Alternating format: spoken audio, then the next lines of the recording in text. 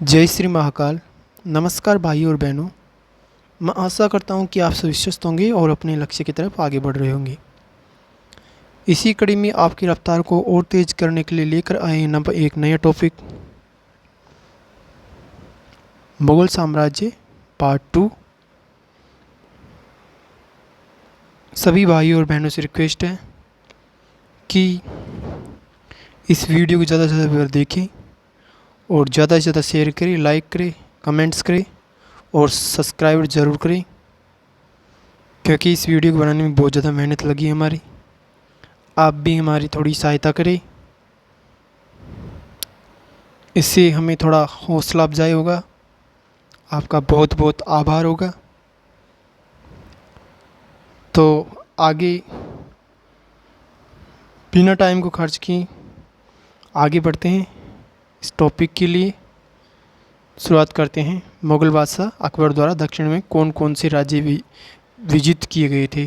तो किए गए थे खानदेश व अहमदनगर। अकबर ने सर्वप्रथम दक्षिण भारत के किस राज्य पर आक्रमण किया था? तो अहमदनगर पर किया था। चांद बीबी कहाँ की रानी थी? तो बीजापुर की रानी थी। चांद बीबी ने मुगलों के विरुद्ध किस दुर्ग की सफलतापूर्वक रक्षा की थी? तो अहमदनगर की रक्षा की थी। एकमात्र शासिका थी जिसने अकबर के विरुद्ध मतलब कि इसने युद्ध किया था, बीजापुर की थी ये, चांद बीबी। महान मुगल सम्राट अकबर के जीवन की अंतिम विजय कौन थी? तो ये असीरगढ़ की थी। और अकबर ने असीरगढ़ की विजय कब प्राप्त की? ये 1601 ईस्वी में की थी। अकबर द्वारा कुछ दुर्गों की विजय का सही कालानुक्रम है। सब सर्वप्रथम इसने की थी विजय, मेड़ता को विजय किया, फिर इसने कालिंजर को जीता, फिर असीरगढ़ को जीता। भारत और उज्बेकिस्तान के वह दो शासक कौन थे जो मक्का और मदीना के पवित्र क्षेत्रों की ओर जाने वाले रास्तों को विजित करने हेतु सहमत हुए थे? तो एक तो अकबर था और एक अब्दुल्ला खान उज्बेक। मुगल साम्राज्य के प्रांतों ने विभाजन पहली बार किसके शासनकाल में हुआ? तो अकबर के शासनकाल में हुआ था प्रांतों का विभाजन। सन 1605 ईस्वी में कुल मुगल सूबे कितने थे? तो कुल मुगल सूबे थे 15 सूबे। वह अपने शासन के किस वर्ष में अकबर साम्राज्य को सूबी विभाजित किया गया? सूबों में विभाजित किया गया। तो 24 वर्ष में किया गया था। लगभग 50 वर्ष शासन करने के पश्चात किस मुगल शासक की मृत्यु 1605 ईस्वी में हुई? उसे आगरा के बाहर सिकंदरा में दफनाया गया। तो यह अकबर ही था।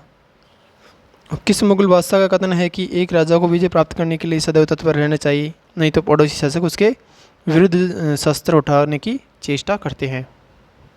अकबर। और अकबर की दफनाया कहाँ था इसको? आगरा के बाहर। और उसकी अस्थियों को निकाल कर किसने जला दिया था? ये था जाट शासक राजाराम। अकबर के नवरत्न अबुल फजल, फैजी, तानसेन, बीरबल, टोडरमल, मानसिंह, अब्दुल रहीम खान खाना, अजीजुद्दीन ओयम, मुल्ला दो प्याजा।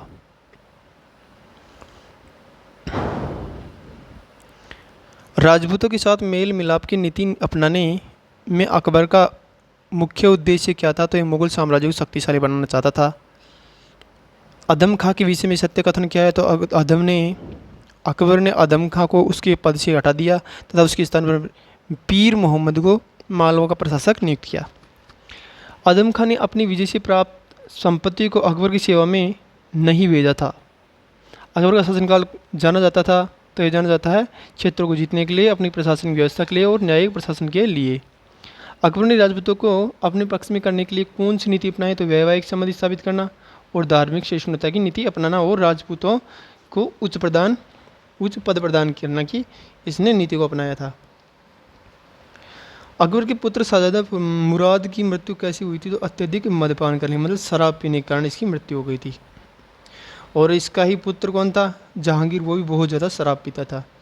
पश्चिम भारत में आने वाला पहला अंग्रेज कौन था? तो जॉन मिल्डेल हॉल था, जो पश्चिम भारत में पहला अंग्रेज था जो पश्चिम भारत के अंदर आया था, जिसका नाम था जॉन मिल्डेल हॉल। अकबर के दरबार में आने वाला पहला अंग्रेज व्यक्ति कौन था? तो राल्फ फिंच था। और सर टॉमस रो किसके शासनकाल में आया था? तो ये जहांगीर के शासनकाल में आया था। कब आया था? 1615 ईस्वी में। जब राजस्थान की एक रियासत के कारण अपने राजा के द्वारा स्वयं पर अत्याचार के बारे में मुगल बादशाह से शिकायत करने गए तो बादशाह ने यह कहकर कि वह मोटा राजा है उनकी शिकायत की अनदेखी कर दी। राजा उसकी रियासत और मुगल बादशाह जिसने उसे मोटा राजा कहा कौन था? तो ये जोधपुर का राजा था और इसका भाई का नाम था चंद्रसेन। चंद्रसेन का भाई था ये। एकमात्र देखो, एक भाई तो अकबर के साथ में मिल गया और एक अकबर के विरुद्ध हो गया। तो अकबर के विरुद्ध हुआ था वो तो कौन था? चंद्रसेन। और जो अकबर के साथ में मिल गया था नागौर दरबार, अकबर ने जब नागौर में दरबार वो शुक्र तालाब का निर्माण करवाया था और नागौर दरबार लगाया था, उसके अंदर ये इसमें मिल गया था, अकबर से मिल गया। और ये भी आया था क्या नाम इसका? चंद्रसेन, लेकिन इसने इसकी अधीनता स्वीकार नहीं की थी अकबर की और वापिस चले गया था। किसने दहाई कुल के साथ अपने संबंध को परिभाषित करने के संदर्भ में ये वाक्य कहा कि मेरे और अजीज के बीच दूध नदी है, दूध की नदी है जिसे मैं पार नहीं कर सकता, अकबर ने कहा था। कुछ समय बाद बीवी दौलत शाह को एक और बेटी पैदा हुई और उसने बादशाह ने मतलब किसने? बादशाह ने उसका नाम आराम बानो बेगम रखा। मेरे पिता इसे इतना पसंद करते थे कि उसकी गुस्ताखियों को भी अच्छे आचरण की सीमा में मानते थे और बार बार मुझे संबोधित करते हुए कहते थे कि बाबा मेरी खातिर मेरे बाद भी एक छोटी बहन के प्रति उतनी ही दयालुता रखना जैसी मैं रखता हूँ। जो हिंदी मुहावरे में लाडला बिगड़ा हुआ बच्चा है। इस धृष्टता को सह लेना और सह लेना और अक्खड़पन को नज़रअंदाज करना, यह संवाद किसके बीच का है? तो यह अकबर और सलीम के बीच का। सलीम कौन था? जहांगीर। मांडेसलो नामक यात्री किसके शासनकाल में भारत आया था? अकबर के शासनकाल में भारत आया था। अकबर की लोकप्रियता के कारण क्या है?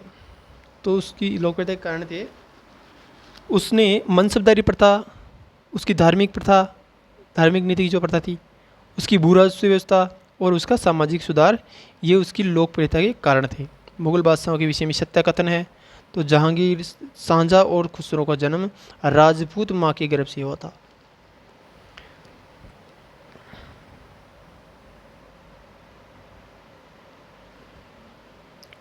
जो खुसरो था उसका जन्म हुआ था, वो एक राजपूत स्त्री के गर्भ से हुआ था और वो अकबर की पत्नी थी और वो मान सिंह की बुआ थी, भगवंत सिंह की बेटी थी और भारमल की बहन थी। इंग्लैंड की रानी एलिजाबेथ प्रथम का समकालीन भारतीय राजा कौन था? तो अकबर था और उनका भाई था, उनका नाम था मानबाई या मानमती। भारत में किसके शासनकाल में इंग्लिश ईस्ट इंडिया कंपनी का गठन हुआ था? तो अकबर के समय हुआ था। और किसके कथनानुसार मुगल हरम सच्चरित्रता का मंडप था? तो निजामुद्दीन अहमद के अनुसार था। कौन सा स्थान शेख मुबारक का जन्म स्थान है? तो नागौर है। शेख अबुल फजल की हत्या किसने की थी? वीर सिंह देव बुंदेला ने की थी। अब्दुल फजल की मृत्यु किसके कारण हुई? शहजादा सलीम के कारण हुई थी। और किस साहित्यकार ने अकबर को इस्लाम का शत्रु कहा? तो बदायूं ने कहा था। किस इतिहासकार ने अकबर को राजपूतों की सुंदरता का सफल विजेता कहा? तो कर्नल टोड ने कहा था। जहांगीर। अब जहांगीर का शासनकाल था 1605 से 1627 ईस्वी तक। सन 1605 में अकबर की मृत्यु के पश्चात मुगल साम्राज्य की गद्दी पर कौन बैठा? तो जहांगीर था बैठने वाला। और जो अकबर बैठा था वो 1556 में बैठा था और 16 से 5 तक इसने खूब राज किया था। जहांगीर का राज्याभिषेक कब और कहाँ हुआ? तो ये आगरा में हुआ था, 1605 ईस्वी में हुआ था। और जहांगीर का जन्म कब हुआ? तो इसका जन्म हुआ था 30 अगस्त 1569 को। किस मुगल बादशाह का जन्म प्रसिद्ध सूफी संत शेख सलीम चिश्ती के आशीर्वाद से हुआ था? ये जहांगीर का ही हुआ था। और जहांगीर की माता का नाम क्या था? मरियम उज जमानी जोधाबाई। और जहांगीर के बचपन का नाम क्या था? सलीम था। और अकबर सलीम को प्यार से किस नाम से पुकारता? तो ये था, किस नाम से पुकारता था? शेखू बाबा के नाम से। जहांगीर का पूरा नाम क्या था? नरुद्दीन मोहम्मद जहांगीर। और राज्याभिषेक के पश्चात जहांगीर ने कौन सी उपाधि धारण की? तो नरुद्दीन मोहम्मद जहांगीर बादशाह गाजी की उपाधि धारण की। सलीम का प्रथम विवाह किसके साथ हुआ था? मानबाई के साथ हुआ था। जहांगीर ने अपनी किस पत्नी को शाह बेगम की उपाधि प्रदान की थी? तो मानबाई को ही प्रदान की थी इसने। सलीम का दूसरा विवाह किसके साथ में? जगत गोसाई मल्लिका ए जहां के साथ में हुआ। जहांगीर किसकी पत्नी, जहांगीर की किस पत्नी ने अफीम खाकर आत्महत्या कर ली थी? शाह बेगम या मानबाई ने। जहांगीर की पत्नी मल्लिका ई जहां के संबंध में सत्य कथन है। जहांगीर की पत्नियों में मल्लिका ई जहां राजपूत नहीं थी। किस मुगल बादशाह ने अपने सिंहासन रोहण के पश्चात 12 प्रसिद्ध आदेश जारी किए थे? जहांगीर ने। किस मुगल बादशाह ने तमगा और मीर बहारी नामक कर को समाप्त कर दिया था? तो जहांगीर ने। जहांगीर काल में तमगा और मीर बहारी से क्या आशय था? तो नदी मार्ग का चुंगी। वह कौन मुगल सम्राट था जिसने अपने महल के बाहर घंटियों से युक्त इंसाफ की जंजीर लगा रखी थी? तो जहांगीर लगाई थी। अबुल फजल के हत्यारे को किसने पुरस्कृत किया? जहांगीर ने। जहांगीर के सिंहासन रोहण के विषय समय वीर सिंह देव बुंदेला को कितना पद अथवा मनसब प्रदान किया गया? तो 3000 का मनसब या पद प्रदान किया गया था। किस मुगल बादशाह ने अपने शासनकाल में खुसरो, खुर्रम और महावत खां के विद्रोह का सामना करना पड़ा? जहांगीर को ही करना पड़ा था। राजकुमार खुसरो किस मुगल बादशाह का पुत्र था? ये जहांगीर का पुत्र था।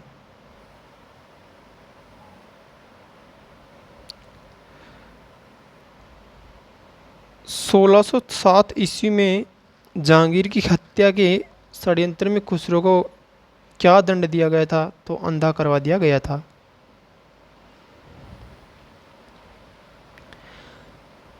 जहांगीर ने किस सिख गुरु को जहांगीर के किस गुरु को खुसरो की सहायता करने के आरोप में मृत्यु दंड दिया था? तो अर्जुन देव को दिया था। ये कौन था? सिख। और जो एक खुसरो की माता का नाम था वो मानबाई था। ये भारमल की पुत्री थी और मानसिंह की बहन थी।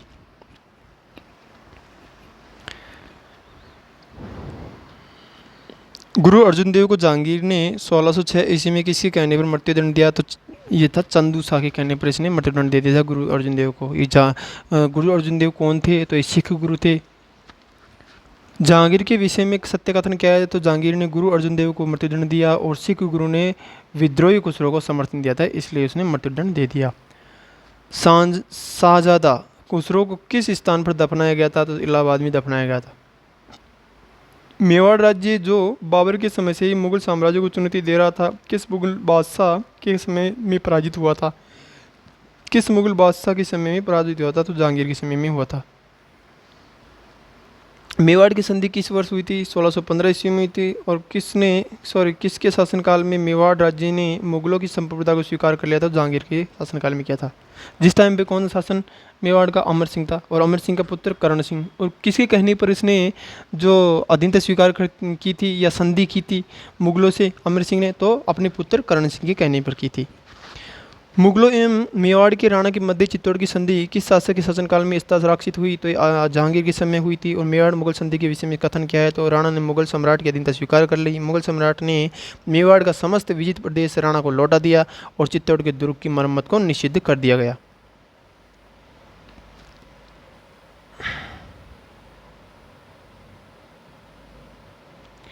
राणा को सम्राट के समक्ष उपस्थित होने के लिए बाध्य नहीं किया जाएगा और राजकुमार करण सिंह को मुगल सेवा में उपस्थित रहना था। उसे 5,000 का मनसबदार नियुक्त किया गया। 1620 ईस्वी में जहांगीर ने किसके नेतृत्व में कांगड़ा के विरुद्ध अभियान भेजा था? तो भेजा था शाहजादा खुर्रम के नेतृत्व में। राजा विक्रमाजीत द्वारा अधिकार किया गया था। जहांगीर के शासनकाल में किस नवीन प्रांत का गठन किया गया? तो उड़ीसा का किया गया था। और मुगलों और अहमदनगर के बीच संधि हुई थी, वो कब हुई थी? 1617 ईस्वी में हुई थी। किस मुगल बादशाह के समय कांधार मुगलों के अधिकार से निकल गया था? तो निकल गया था जहांगीर के समय। जहांगीर के शासनकाल इतिहास के पन्नों में किस कारण कलुषित काल के रूप में जाना जाता है? तो मुगलों के कांधार का किला खो दिया था इसलिए। शाहजादा खुर्रम सांझा के सन 1622 समय का जो विद्रोह का उसका संबंध जहांगीर के किस हुक्म से था? तो ये था कांधार के ऊपर चढ़ाई के नेतृत्व करने से। किस सफलतापूर्वक विद्रोह करके किसने सफलतापूर्वक विद्रोह करके जहांगीर को अपने सैनिक कैंप में बंदी बना लिया था? तो माहमूद खान ने बना लिया था। और जहांगीर के पुत्रों में से किसी नूरजहां ने अपनी शक्ति के प्रारंभिक दिनों में संरक्षण दिया था? तो खुर्रम को दिया था। जब ईस्ट इंडिया कंपनी का गठन हुआ उस समय इंग्लैंड पर शासन किसका था? तो एलिजाबेथ प्रथम का था। जहांगीर द्वारा किस कंपनी को सूरत में कारखाना लगवाने को अधिकृत किया गया? तो इंग्लिश ईस्ट इंडिया कंपनी को। अंग्रेजों ने सर्वप्रथम अपना व्यापारिक कारखाना कहाँ लगाया था? तो सूरत गुजरात में लगाया था। ईस्ट इंडिया कंपनी ने जहांगीर के दरबार में पहले किसे अपना दूत बनाकर भेजा था? तो विलियम हॉकिंस भेजा था। और ईस्ट इंडिया कंपनी को भारत में व्यापार प्रारंभ करने की आज्ञा सबसे पहले किस सम्राट ने दी थी? तो ये जहांगीर ने ही दी थी। अंग्रेजों के प्रतिनिधि के रूप में कौन से व्यक्ति व्यापारिक सुविधा प्राप्त करने के लिए सम्राट जहांगीर से मिले थे? तो सर थॉमस रो और हॉपकिंस मिले थे। किस अंग्रेज को जहांगीर ने खान की उपाधि से सम्मानित किया गया था? तो जहांगीर ने जो खान की उपाधि दी थी वो किसे दी थी? तो विलियम हॉकिंस को। वह कौन अंग्रेज था जो तुर्की भाषा में प्रवीण था और जिसे 400 का मनसब इंग्लिश खा अथवा फिरंगी खा विरुद्ध खिताब प्राप्त हुआ? तो वो था विलियम हॉकिंस को। विलियम हॉकिंस जहांगीर के आगरा दरबार में उपस्थित हुआ था। उसने जहांगीर के किस भाषा में वार्तालाप किया था? तो इसने जहांगीर से किस भाषा में वार्तालाप किया था? तो इसने किया था फारसी भाषा में। कौन जहांगीर के दरबार में आने वाला ब्रिटिश शासक जेम्स प्रथम का राजदूत था? तो सर थॉमस रॉय था। इंग्लैंड के जेम्स प्रथम के राजदूत सर थॉमस रो किस वर्ष भारत आए थे? 1615 ईस्वी में आए थे। और जहांगीर ने थॉमस रो को कहाँ मिलने का अवसर दिया? अजमेर में दिया था। भारत में इंग्लैंड का कौन सा दूत जहांगीर के पीछे अजमेर से मांडू आया था? तो ये थॉमस रॉय था। सर थॉमस रो दूत के रूप में किसी न्यायालय या दरबार में आया था? तो ये जहांगीर के दरबार में आया था। सम्राट जहांगीर के दरबार में सर थॉमस रो कितने वर्ष तक रहा था? तो ये 3 वर्ष तक रहा था।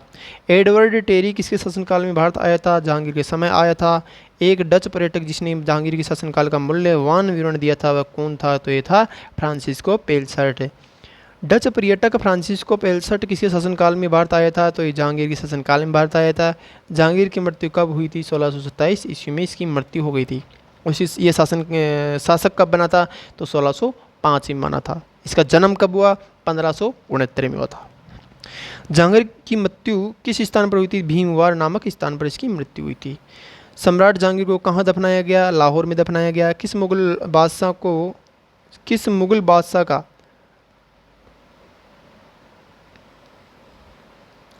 बादशाह का मकबरा भारत के बाहर स्थित है? तो ये जहांगीर का है मकबरा जो भारत से बाहर स्थित है। उसने भारत पर राज्य किया था। किस मुगल बादशाह ने अपनी आत्मकथा ऑटोबायोग्राफी फारस में लिखा? तो यह जहांगीर की लिखी गई है। किस सूफी संत को मुगल सम्राट जहांगीर ने बंदी बनाया था? शेख अहमद सरिंदी को उसने बंदी बना लिया था। कादिरी सिलसिला के सूफी संत लाहौर के मियाँ मीर किसी राज्यकाल से संबंधित थे? तो ये जहांगीर के राज्यकाल से संबंधित थे। किसके शासनकाल में पोट्री चित्रकला का अत्यधिक विकास हुआ था? जहांगीर के काल में होता। कौन मुगल सम्राट चित्रकला का उत्कृष्ट मर्मज्ञ? जहांगीर के विषय में 21 इतिहासकार ने लिखा है कि वह जहांगीर कोमल और निष्ठुर, न्याय और बुद्धि की चंचलता, सुसभ्यता और पशुता, बुद्धिमत्ता व बचपन का अजीब मिश्रण है। तो ये वी ए स्मिथ ने कहा था। किसके बारे में कहा था? ये जहांगीर के बारे में कहा था। नूरजहां कौन थी? जहांगीर की पत्नी थी, मतलब जहांगीर की प्रेमिका थी। और नूरजहां का वास्तविक नाम क्या था? तो मेहरुन्निसा था।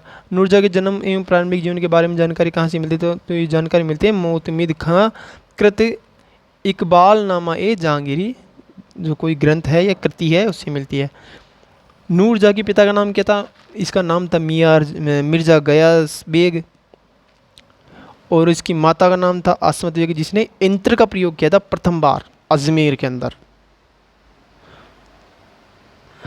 और जो सफ़ेद संगमरमर का मकबरा बनाया हुआ सबसे पहला वो एतमद्दुल्ला का मकबरा है, वो किसने बनाया था? इसने बनाया था नूरजहां ने अपने पिता की याद में, जिसका नाम था मिर्ज़ा गयास बेग। 1585 ईस्वी में गयास बेग को कहाँ का दीवान नियुक्त किया गया था? तो किया गया था काबुल का। और सिंहासरोहण के पश्चात जहांगीर ने मिर्ज़ा गयास बेग को किस उपाधि से सम्मानित किया? तो एतमाद उद दौला की उपाधि से। 1594 ईस्वी में मेहरुन्निसा का विवाह किसके साथ में होता? अली कुली के साथ में होता। अली कुली को शेर अफगन की उपाधि किसने प्रदान की? जहांगीर ने प्रदान की थी। जहांगीर से मेहरुन्निसा का विवाह कब हुआ? 1611 ईस्वी में हुआ था। और वह मुगल बात बेगम कौन थी जिसने अपने विवाह के अवसर पर नूर महली नामक एक अत्यंत सुंदर पोशाक का निर्माण करवाया? तो ये नूरजहाँ थी। जहांगीर ने मेहरुन्निसा से विवाह के पश्चात कौन सी उपाधि प्रदान की? तो नूर महल या नूरजहाँ की। वह मुगल बेगम कौन थी जिसका नाम फरमानों और सिक्कों पर उल्लिखित था? तो एकमात्र ये जो मुगल बेगम थी ये नूरजहाँ ही थी जिसका नाम फरमानों और सिक्कों पर उल्लिखित किया जाता था। जहांगीर के विवाह के पश्चात नूरजहाँ ने किस दल का निर्माण किया था? तो ये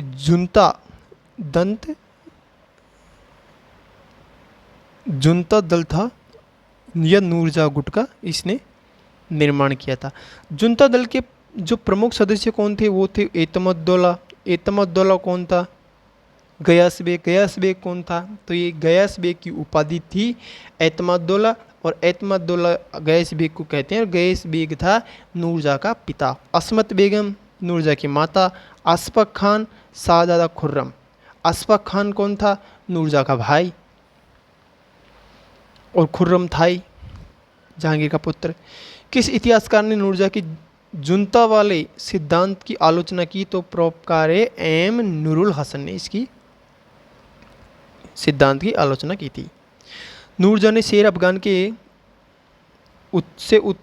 उत्पन्न अपनी पुत्र का विवाह किस मुगल शहजादी के साथ में किया था? शहरयार के साथ में किया था। नूरजहाँ ने किसी जहांगीर का उत्तराधिकारी नियुक्त किया? तो शहरयार को किया। अपने प्रभुत्व के प्रारंभिक वर्षों में नूरजहाँ ने जहांगीर के किस पुत्र को संरक्षण प्रदान किया? तो खुर्रम को प्रदान किया था अपना उसने संरक्षण। नूरजहाँ ने पेंशन भोगी बनकर अपना अंतिम जीवन कहाँ पर व्यतीत किया? तो ये लाहौर में किया था। और नूरजहाँ को प्रति वर्ष कितने रुपए की पेंशन दी गई थी? 2 लाख रुपए की। नूरजहाँ की चरित्र की मुख्य विशेषता की थी? तो उसकी चरित्र की मुख्य विशेषता थी वह अत्यधिक महत्वाकांक्षा। उसकी अत्यधिक महत्वाकांक्षा। इत्र बनाने की विधि का आविष्कार किसने किया था? तो अस्मत बेगम थी। ये किसकी माँ थी? नूरजहाँ की माँ थी और जहांगीर की सास। शाहजहाँ। शाहजहाँ किसका पुत्र था? जहांगीर का पुत्र था। शाहजहाँ का शासनकाल कब से लेकर कब तक था? तो शाहजहाँ का जो शासनकाल था वो था 1627 ईस्वी से 1658 ईस्वी तक। शाहजादा खुर्रम या शाहजहाँ का जन्म कहाँ और कब हुआ? तो लाहौर में 5 जनवरी 1992 को हुआ था। खुर्रम या शाहजहाँ की माता का नाम था जगत गोसाई। ये जगत गोसाई कौन थी? तो ये जगत गोसाई थी मोटा राजा उदय सिंह की पुत्री जोधाबाई या मानमती। शाहजहाँ का पालन पोषण किसकी देखरेख में हुआ था? रुकैया बेगम की देखरेख में हुआ था। और खुर्रम का विवाह किसकी से हुआ था? तो अर्जुन बानो बेगम से हुआ था।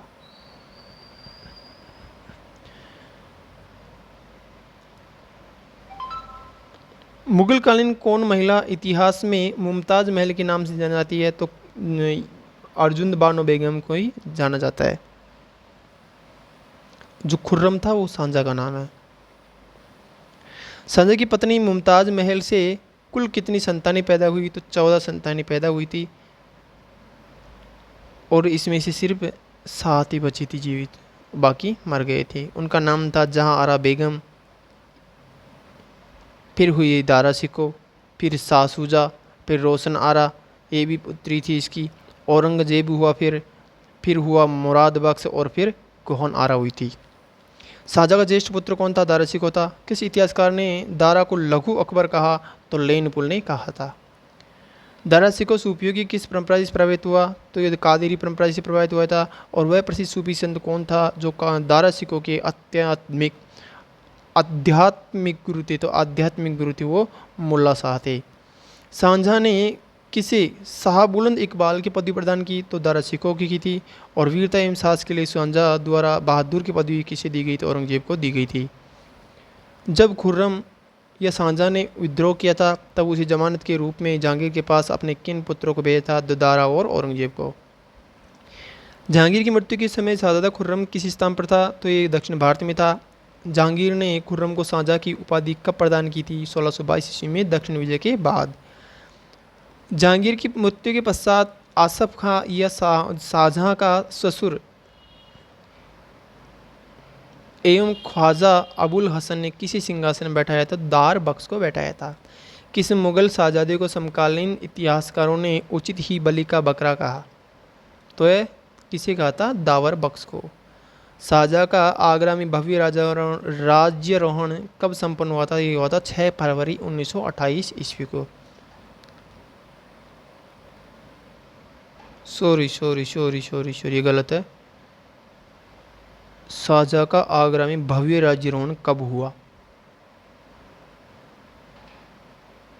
ये गलत है। ये आएगा यहाँ 1628 ईस्वी। 1928 नहीं, 1628 ईस्वी। गद्दी पर बैठने के पश्चात शाहजहाँ ने कौन सी उपाधि धारण की थी? तो एक की थी अबुल मुजफ्फर सियाबुद्दीन मोहम्मद साहिब किराने सानी की। खाने जहाँ लोदी का विद्रोह किस मुगल शासक ने समय हुआ था? ये अशुद्ध लिख रखा है, इसमें बहुत सारे अशुद्ध हैं। सॉरी। खाने जहाँ लोदी का विद्रोह किस मुगल शासक के समय हुआ था?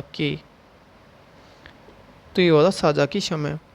खाने जहाँ का मूल नाम क्या था? पीर मोहम्मद था। अफगान सरदार खाने जहाँ लोदी की शाहजहाँ से नाराजगी का मुख्य कारण क्या था? तो ये कारण था दक्षिण की सूबेदारी महाउता खां को देना और स्वतंत्रता की उसकी प्रवृत्ति। जुझार सिंह बुंदेला का विद्रोह किस मुगल शासक के समय हुआ था? तो इस शाहजहाँ के समय ही हुआ था।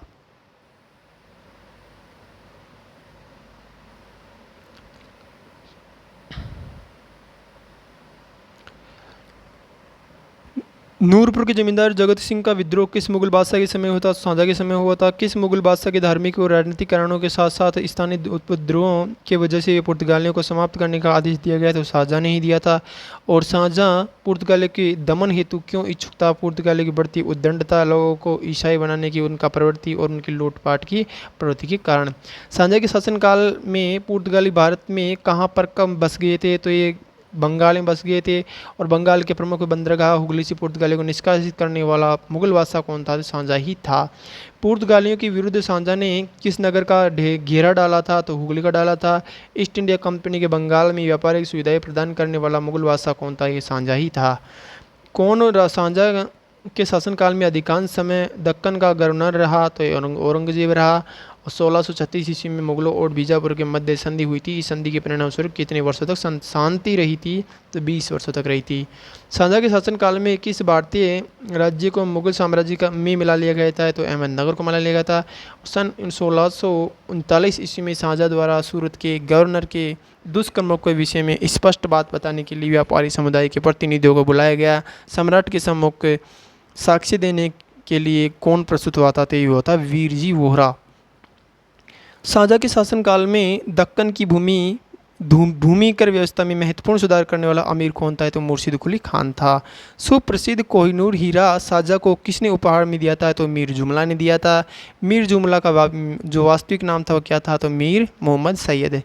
इब्राहिम शाह की मृत्यु के पश्चात बीजापुर के सिंहासन पर कौन आसीन हुआ था? ये मोहम्मद आदिल शाह आसीन हुआ था। शाहजहाँ के शासनकाल में दक्कन और गुजरात के भीषण दुर्भिक्ष पड़ा था। यह दुर्भिक्ष की भयंकरता का वर्णन किस अंग्रेजी व्यापारी ने किया था? तो इस जो दुर्भिक्ष थी उसके भयंकरता का विवरण किया था वो किया था पीटर मुंडी ने। वह कौन प्रथम मुगल शासक था जिसने अकाल के समय सभी प्रकार की सुविधा व्यवस्था की थी? तो ये शाहजहाँ ने की थी। किस मुगल बादशाह ने निष्फल एवं एशियाई नीति पर खजाने का एक बड़ा भाग व्यय किया? तो शाहजहाँ ने किया था। ईरान के शाह और मुगल शासकों के बीच झगड़े की जड़ कौन सा राज्य था? कांधार था। किस वर्ष कांधार शाहजहाँ के अधिकार से निकल गया था? तो 1649 ईस्वी में निकल गया था। शाहजहाँ के काल में कांधार की स्थिति के विषय में सत्य कथन क्या है? तो सामरिक महत्व के केंद्र के दृष्टिकोण से कांधार के निकल जाने से मुगल साम्राज्य को एक बहुत बड़ा धक्का पहुंचा। शाहजहाँ के बक्स अभियान का क्या उद्देश्य था? काबुल की सीमा से सटे बल्ख और बदख्शा में एक मित्र शासक को लाना। उसके विरुद्ध किसके विरुद्ध शाहजहाँ ने करतारपुर का युद्ध लड़ा था? तो गुरु गोविंद सिंह के विरुद्ध लड़ा था। बनारस में इलाहाबाद बनारस एवं इलाहाबाद के तीर्थ यात्रा कर की समाप्ति के लिए किसने मुगल बादशाह के सामने बनारस के पंडितों का नेतृत्व किया था? तो किया था कविंद्राचार्य ने। किसने? कविंद्राचार्य ने। शाहजी भोसले ने मुगल सेवा किसके समय में स्वीकार की थी? तो ये शाहजहाँ के समय स्वीकार की थी। शाहजहाँ ने किस मुगल बादशाह शाहजहाँ को अपना उत्तराधिकारी घोषित किया था? दारा शिकोह को किया था। सिंहासन के लिए शाहजहाँ के 4 पुत्रों में जो युद्ध हुआ था उसे मुगल इतिहास में किस नाम से पुकारा गया? तो उत्तराधिकारी के युद्ध के नाम से पुकारा गया। धर्मत का युद्ध किसके बीच लड़ा गया था? औरंगजेब और दारा शिकोह के बीच में लड़ा गया था। औरंगजेब ने जोधपुर के शासक जसवंत सिंह को 1658 ईस्वी में धर्मत के युद्ध में पराजित किया था। धर्मत किस राज्य में स्थित है? तो मध्य प्रदेश में स्थित है। किस मुगल शहजादे ने उत्तराधिकार युद्ध में पराजित होने के पश्चात श्रीनगर गढ़वाल में आश्रय लिया था? तो सुलेमान सिकोह ने लिया था। औरंगजेब। औरंगजेब का शासनकाल था 1658 से 1707 तक। औरंगजेब का जन्म कब हुआ? इसका जन्म हुआ था 1618 में हुआ था, 24 अक्टूबर को हुआ था। और जन्म कहाँ हुआ था? दाहोद में हुआ था, दोहद में सॉरी। और औरंगजेब किसकी संतान था? तो मुमताज़ महल और शाहजहाँ का पुत्र था। औरंगजेब का विवाह किसके साथ में होता? दिलरास बानो बेगम या रबिया बीवी के साथ में। औरंगजेब का पूरा नाम क्या था? मुहिदुद्दीन मोहम्मद औरंगजेब। शाहजहाँ ने बुंदेलों के दमन के लिए जो सेनाएं भेजी थी उसका सर्वोच्च सेनानायक किसे नियुक्त किया गया था? तो औरंगजेब को ही किया गया था। प्रथम बार औरंगजेब को किस अवधि तक दक्षिण का सूबेदार नियुक्त किया? तो 1636 ईस्वी से 1644 ईस्वी तक किया गया था। औरंगजेब को गुजरात का सूबेदार कब नियुक्त किया? तो इसको सूबेदार नियुक्त किया था 1645 ईस्वी को। और औरंगजेब को दूसरी बार दक्षिण की सूबेदारी कब प्रदान की? 1652 ईस्वी में की गई थी। औरंगजेब का प्रथम राज्याभिषेक कब और कहाँ हुआ था? 21 जुलाई 1658 ईस्वी को आगरा में हुआ था। औरंगजेब का वास्तविक राज्याभिषेक कब हुआ? 5 जून 1659 को दिल्ली में हुआ था। और राज्याभिषेक के पश्चात औरंगजेब ने कौन सी उपाधि ग्रहण की थी? अबुल मुजफ्फर मुहिउद्दीन मोहम्मद औरंगजेब बहादुर आलमगीर बादशाह गाजी की उपाधि धारण की थी। इतिहासकार खाफी खान ने अपने प्रसिद्ध ग्रंथ मुंतखब उल लुबाब में किस मुगल बादशाह के विषय में लिखा है कि सिंहासन रूढ़ होने के पश्चात उसने विभिन्न प्रकार के 80 करों को समाप्त कर दिया था? औरंगजेब के विषय में। किस मुगल सेनापति के साथ शिवाजी ने 1665 ईस्वी में पुरंदर की संधि पर हस्ताक्षर किए थे? तो जय सिंह के साथ में किया था। कौन सा मुगल शासक था? तो औरंगजेब के शासनकाल में किया था। दक्षिण के नासूर ने औरंगजेब को नष्ट कर दिया, उसका गंभीर प्रतिरोध किसने किया था? मराठों ने किया था। औरंगजेब ने दक्षिण में किन 2 राज्यों को विजित किया था? तो बीजापुर और गोलकुंडा किया था। औरंगजेब ने बीजापुर की विजय कब की थी? तो जब बीजापुर था उस पर विजय प्राप्त की थी इसने 1986 ईस्वी में। औरंगजेब ने गोलकुंडा पर विजय कब प्राप्त की? तो 1927 ईस्वी में की थी। और मदन्ना व अदन्ना किस राज्य के शक्तिशाली मंत्री थे? गोलकुंडा के थे। औरंगजेब द्वारा किस अंतिम दक्कनी राज्य को मुगल साम्राज्य में शामिल किया गया था? तो गोलकुंडा को किया गया था। 1687 ईस्वी में जब औरंगजेब ने गोलकुंडा के किले पर अधिकार किया उस समय गोलकुंडा का शासक कौन था? तो ये अबुल हसन कुतुब शाह था। मनुची कहता है कि जजिया फिर से लाद दे जाने का सरदारों के एक समूह ने जबरदस्त विरोध किया। इसका नेतृत्व किया था राणा राज सिंह ने। औरंगजेब के शासनकाल में मेवाड़ का शासक कौन था? तो राज सिंह था। राजपूतों के प्रति औरंगजेब की नीति परिवर्तन का प्रमुख कारण क्या था? अत्यधिक महत्वाकांक्षा। एक राजपूत राजा ने औरंगजेब की धार्मिक नीति के बारे में एक चेतावनी लिखित रूप से भेजी थी, उसका नाम था जोधपुर के महाराजा जसवंत सिंह जी। बहादुर राजपूत सरदार जिसने मारवाड़ को औरंगजेब द्वारा कब्जा करने से बचाया गया था तो वो कौन था? दुर्गादास राठौड़। जयसिंह को राणा की उपाधि किस मुगल सम्राट ने दी थी? औरंगजेब ने दी थी। मिर्जा राजा की मुगल पदवी किसे प्रदान की गई थी? और जयसिंह को की गई थी। छत्रसाल का विद्रोह किसके शासनकाल से संबंधित था? तो औरंगजेब के शासनकाल से संबंधित था। किस मुगल बादशाह के अंतर्गत मुगल सेना में सर्वाधिक हिंदू सेनापति थे? तो ये था औरंगजेब के अंतर्गत। वह विदेशी यात्री कौन था जो उत्तराधिकारी के युद्ध में औरंगजेब द्वारा पराजित हो जाने पर दारा शिकोह के सार्वजनिक रूप से अपमानित किए जाने का प्रत्यक्षदर्शी था? तो बर्नियर था। औरंगजेब ने बम्बई की किलेबंदी करने की अनुमति मुगल सम्राट से किस आधार पर मांगी थी? तो उभरती मराठा शक्ति का सामना करने के लिए। निकोलो मनुची जिसने औरंगजेब के शासनकाल का विवरण दिया था, कहाँ का निवासी था, तो ये था वेनिस का। स्टेरियो डी मैगोर ग्रंथ का रचयिता कौन था, तो निकोलो मनुची है। और विलियम नॉरिस के नेतृत्व में एक मिशन व्यापारिक सुविधाएं प्राप्त करने के लिए किस मुगल सम्राट के दरबार में उपस्थित हुआ था, तो ये औरंगजेब के दरबार में हुआ था।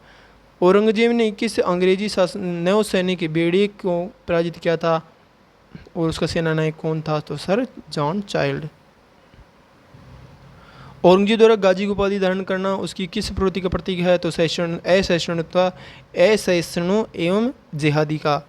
किस मुगल बादशाह के शासनकाल में जजिया पुनः लगाया था, तो जजिया कर पुनः लगाया गया था, औरंगजेब के शासनकाल में लगाया गया था। औरंगजेब ने जजिया किस वर्ष लागू किया, 1679 ईस्वी में किया था। किस मुगल सम्राट ने अपनी वसीयत छोड़ी थी जिसके अनुसार उसकी मृत्यु के उपरांत मुगल साम्राज्य को उसके 3 जीवित पुत्रों में बांट दिया था, तो औरंगजेब ने छोड़ी थी। और औरंगजेब का राजत्व आदर्श किस पर आधारित था, इस्लामी सिद्धांत पर आधारित था। औरंगजेब के शासन पर का आधार क्या था, तो आधार था कुरान। औरंगजेब के राज्य का आदर्श क्या था, दार उल हर्ब को दार उल इस्लाम में बदलना, दार उल हर्ब को दार उल इस्लाम में बदलना। कट्टर धार्मिक मुसलमान होते हुए भी एक साथ 5 नमाज कौन मुगल बादशाह अदा करता था, तो औरंगजेब करता था। और जनता को जरों को दर्शन देने की प्रथा किसने समाप्त की थी, तो ये औरंगजेब ने की थी। औरंगजेब के विषय में सत्य कथन है, औरंगजेब ने सिजदा प्रथा पर पाबंद लगा दिया था। औरंगजेब के विषय में सही कथन है, तो कथन है औरंगजेब ने मुगल दरबार में संगीत को निषिद्ध कर दिया था। इस्लाम के प्रचार के लिए मुगल शासक औरंगजेब ने शासकीय अधिकारियों की नियुक्ति की। यह अधिकारी कौन था, तो मुहतसिब।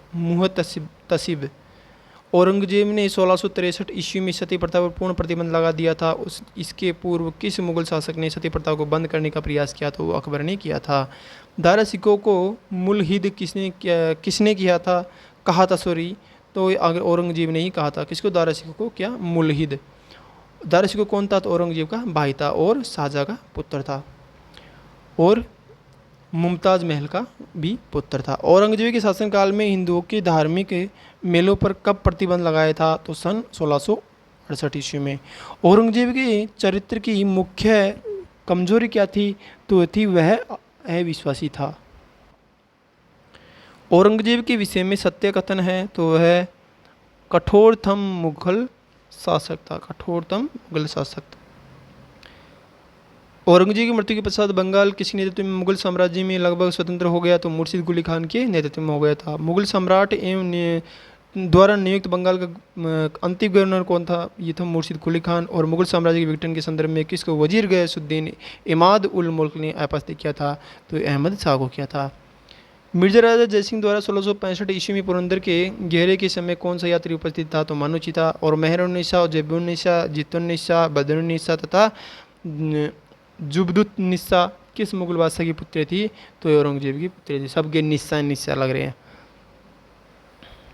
औरंगजेब ने किसको शाही बात उज जमाने की उपाधि दी थी, तो जहांआरा को दी थी। कौन मुगल बादशाह वीणा बजाने में निपुण था, तो औरंगजेब था। औरंगजेब के बारे में सही कथन है, उसने समयावर्ती लड़ाइयाँ लड़ी थी, उसने सतनामी विद्रोह का दमन किया। सामान्यतः उसने राजपूतों पर विश्वास नहीं किया। नवाब शाइस्ता खान ने फ्रांसीसियों को चंद्रनगर किस सन दिया था, तो 1634 ईस्वी में दिया था। और वीरजी वोहरा, मले चेट्टी और अब्दुल गफूर वोहरा कौन थे, तो मुगल काल के सबसे धनी व्यापारी थे। यह शिकायत की जजिया के तहत लाखों में इकट्ठा की गई रकम का थोड़ा सा हिस्सा शाही खजाने तक नहीं पहुंचता था। औरंगजेब के शासनकाल में किस इतिहासकार द्वारा की गई, तो खपीका द्वारा की गई। सन 1666 ईस्वी में औरंगजेब के आदेश पर शेख निजाम की अध्यक्षता में 6 व्यक्तियों द्वारा संकलित कॉम्पाइल्ड फतवाई आलमगीरी क्या थी, तो प्रशासनिक नियमों की पुस्तक थी। मिल्कियत किस भाषा का शब्द है, तो अरबी भाषा का। इसके बाद में आता है भरतपुर का जाट राज्य। तो भरतपुर में स्वतंत्र जाट राज्य की स्थापना किसी के द्वारा की गई थी, चुनावन बदन सिंह के द्वारा की गई थी। और सर्वप्रथम किस जाट नेता या जमींदार ने मुगलों के विरुद्ध विद्रोह किया था, तिलपत के जमींदार गोकुल ने किया था। तिलपत के जमींदार गोकुल ने मुगलों के विरुद्ध विद्रोह कब किया था? 1669 ईस्वी में किया था। जाट नेता राजा राम एवं रामचेरा ने मुगलों के विरुद्ध विद्रोह कब किया? तो 1686 ईस्वी में किया था। किस जाट राजा ने सिकंदरा स्थित अकबर के मकबरे में घुसकर उसके अस्थि पंजर को निकालकर जला डाला था? तो ये राजा राम ने जला डाला था। राजा राम एकमात्र ऐसा जाट शासक था जिसने औरंगजेब के खिलाफ विद्रोह कर दिया था और जो अकबर की अस्थियाँ थी आगरा में उनको निकाल कर जला डाला था। मतलब मुस्लिम धर्म का अपमान कर दिया था इसने।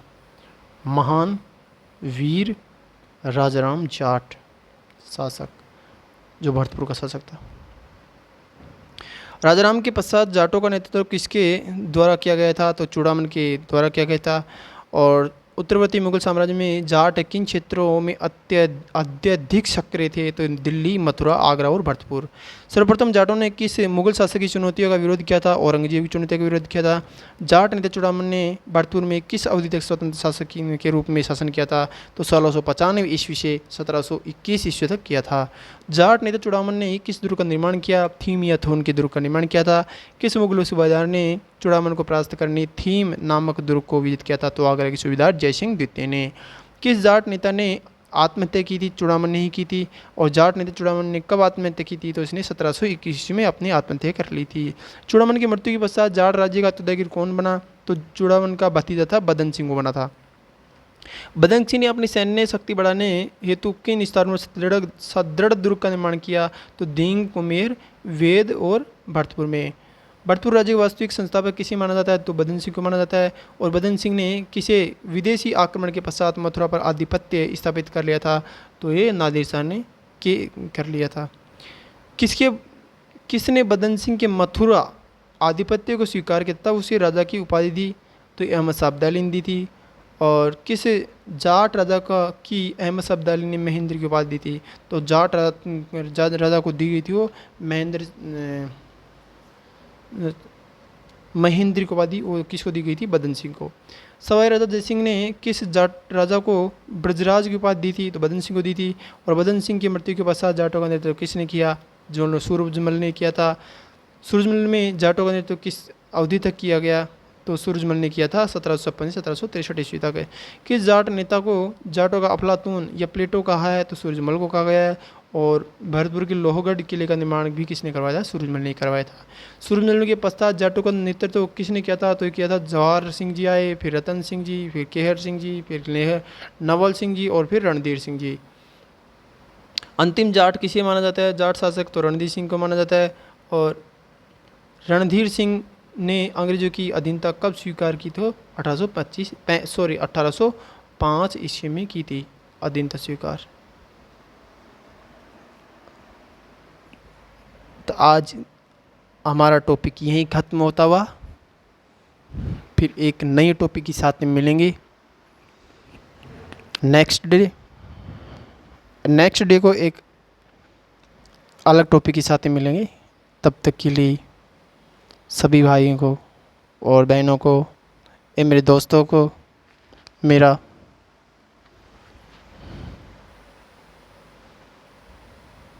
नमस्कार। जय हिंद, जय श्री महाकाल।